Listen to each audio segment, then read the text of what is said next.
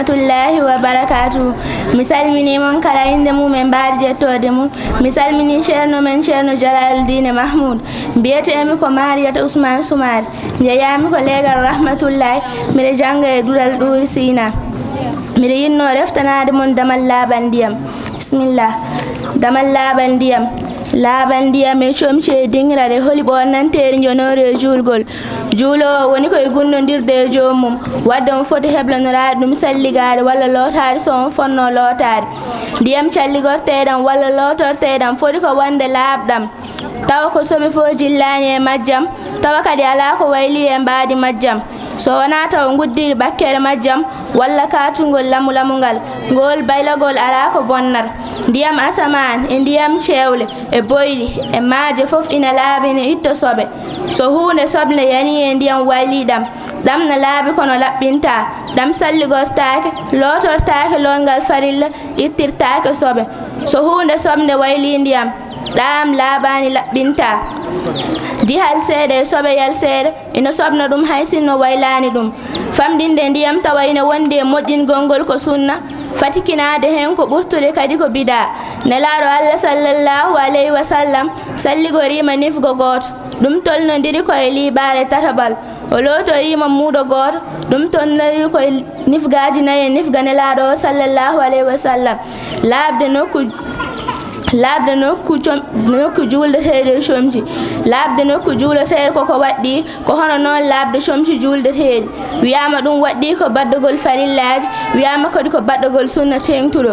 In ana juulde e wasorde geloɗi e hakkunde laawol e dow suudu kaaba e nder hurgo tawa joomum yananaka laaɓal nokku o. Ina ana juulde e jinde e bosori e jenale heefereɓe e ejilisaji maɓɓe. Laabde comci juuldeteeɗi. Laabde to banggue comci ko ɓuri famdude ko gorko wawi juuldude ko wutte juur ko comcol cuurowol foti ko wutte walla ko wudere. Ina aña juuldude comcol katugol e les nafde. So hoddirama o juuldiri noon o fillotako. Debbo noon ko ɓuri famdude e comcol ko wawi juuldude ko wutte cukkuɗo juurtiɗo ha suddi koyɗe mum kañum e ɓurtugal o somata cammeje juure ɗe noon ɗe mumodirat somo sujjano gorko ndi. Assalamu aleykum wa rahmatullahi wa barakatuhu. Mi salmini moni fof inde mum taw ene wondi e mbaadi yettode mum.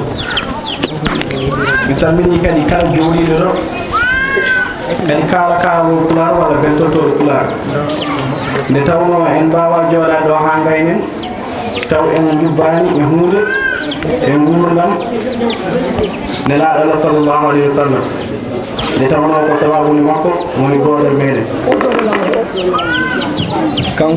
kanko nelaɗo Allah sallallahu alayhi wa sallam wiyete ko Muhammad bi Abdullahi Abdou Muttalib bi Hasim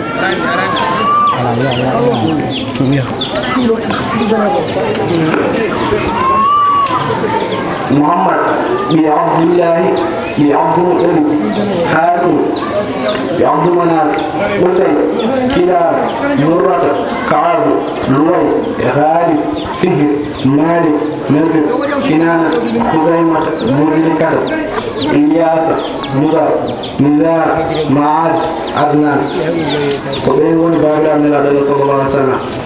En etoɓe kadi e barkinade hunde e galle maɓɓe ɓe mbiyete ko Banu Hasim askitina ko e mama makko biyeteɗo Hasim o saabi aɓe notoro Hasim en koɓe kanko Hasim noon o meeɗi jogade o faati e yallude hajjiyankoɓe e ñamminde ɗumen.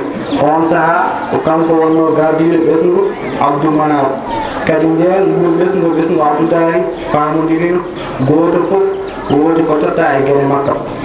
Hasim en kettina ndiyam e ñamde. Oɗo Hasim noon o wiyeteno ko Musir ko gandiranoɗo teddugal e kaare siryagal ko kanko fof adi defande hajjiyankoɓe ñiiri ñaami. Omo wiyeteno kadi Amru inde makko Hasim de firti ko kelowo addani mo wiyede noon koso annaba soko hajjiyankoɓe ngari no helirta mbuɗo mo tottirani aɓe mbiyamo hen Hasim woni kelowo tan hande inde jaari. kanko kadi fuɗɗani Gurensiyankoɓe ɗan lemmuno ɗiɗi ɗe ɗanngal ceeɗu e ɗanngal dabbuno o meeɗi immade makka omo fayi sam hannde o hedde Suuriya en e Israil Palestine e huuɗe e Lubnan ko ɗin nokkuuji mbiyeteno nden sam o immima makka omo fayi sam omo yiiloyo o ari ha toon ɗum wiyeteno ko Yasrib o yasi ɗon debbo no wiye Salma on jeeya ko e inde no wiye Amma ne jeeya e leñol biyetengol Banu Ali ibnu Najjar nden o resi Salma o woni ɗon dumuno caggal ɗum o jokki faare sam caggal ɗum o jokki lawol faare sam o woppi Salma o ɗo galle bamumɗo o yawti ɗanngal nden o yehi ha to Gaza Palestine o wutti tan e joomi debbo hefti ɓiɗɗo gorko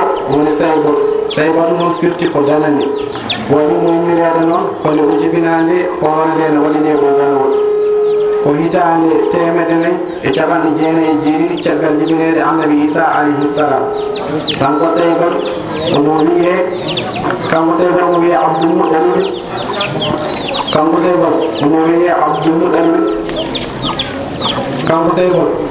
Abdul Muttalib Haasim noon no jogii ɓiɓɓe worɓe hono Asad Abu Sayfiyu e Najlal omo jogii ɓiɓɓe njoyo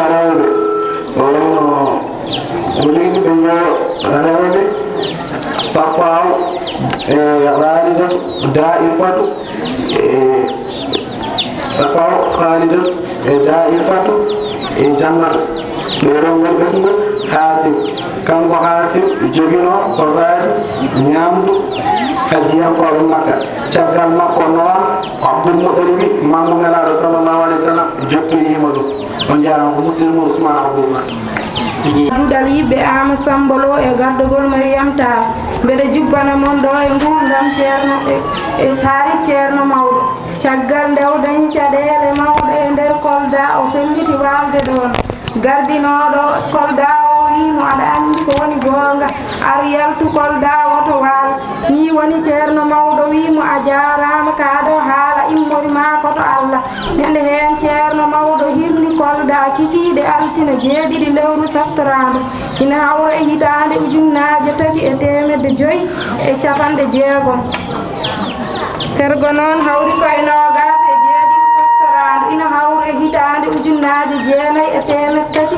e capanɗe jeegom o yaltide e weltare mawde o fayi Gambi o yettoyi kikiɗe altine 7 lewru saftorado andiraɗo ko min Aissata Aboubacry dal yiɓɓe Ama Sambolo e gardogol Mariam Tall o wi ñande jeenayi nde o holli almudo makko Bocar Moussa yo yaato yero Dieynaba laaminoɗo kantor on saaha o yaha o yafnoyomo o heɓata arde toon saabu on ñaguinomomo doyi immino Kolda foof yo rewto mum ɗo o hoɗa ɗon Bocar Moussa yo yaha o yafnoyomo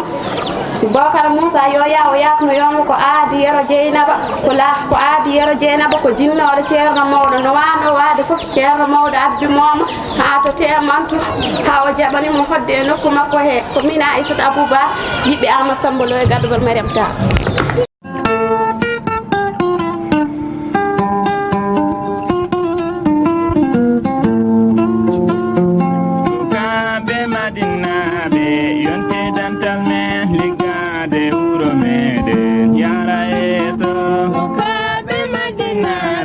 Yonte dental men ligade wuro mede